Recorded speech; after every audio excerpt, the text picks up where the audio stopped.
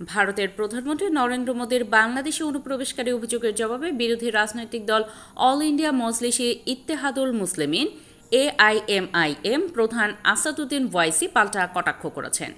বলেছেন, ভারতে কোনো বাংলাদেশে অনুপ্রবেশকারী নেই। বাংলাদেশ থেকে আসা আপনার এক বোন আছেন, তাকে দেশে পাঠিয়ে দিন। চলতি বছরের শেষ দিকে ভারতের পূর্বাঞ্চলীয় রাজ্য বিহারে অনুষ্ঠিত হতে যাচ্ছে বিধানসভা নির্বাচন। ভোটের দিন যত ঘনিয়ে আসছে ততই বাড়ছে রাজনৈতিক উত্তেজনা। শাসক দল বিজেপি থেকে শুরু করে বিরোধী শিবির সবাই অভিযোগ পাল্টা অভিযোগে সরব হয়ে উঠেছে। এর মধ্যে সবচেয়ে আলোচিত অভিযোগগুলোর একটি হলো বিহারে অবৈধ বাংলাদেশি অভিবাসীরা অবস্থান করছে এবং তারা নির্বাচনের ফলাফল প্রভাবিত করতে পারে।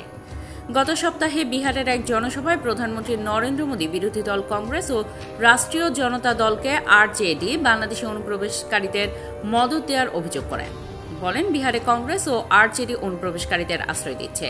এই অবৈধ অনুপ্রবেশ ভারতের জন্য জনসংখ্যাগত সংকট তৈরি করছে এবং এটি নারীদের নিরাপত্তার জন্য হুমকি হয়ে দাঁড়িয়েছে। এ নিয়ে ভিন্ন অবস্থান নেন অল ইন্ডিয়া মজলিসে ইত্তেহাদুল মুসলিমিন AIMIM এর নেতা আসাদুদ্দিন ওয়াইসি। মোদির উদ্দেশ্যে তিনি বলেন, বিহারে কোনো বাংলাদেশি নেই, বিশেষ করে সীমাচল অঞ্চলে। বিহারের সীমাচল অঞ্চলেই ওয়াইসির দল গত নির্বাচনে আসন জয় করেছিল।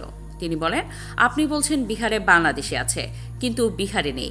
আপনার দিল্লিতেই একজন বাংলাদেশি আছেন, আপনার বোন শেখ হাসিনা। তাকে বাংলাদেশে ফেরত পাঠান, চাইলে তাকে সীমাচলে পাঠান, আমরা তাকে সেখান থেকে বাংলাদেশে পাঠিয়ে দেব। ছাত্র জনতার অভ্যুত্থানে 2024 সালের 5ই আগস্ট ক্ষমতাচ্যুত হন আওয়ামী লীগ সভাপতি শেখ হাসিনা। টানা 15.5 বছর ক্ষমতায় থাকার পর পতনের পর তিনি ভারতে পালিয়ে যান এবং বর্তমানে দিল্লির একটি গোপন স্থানে অবস্থান করছেন।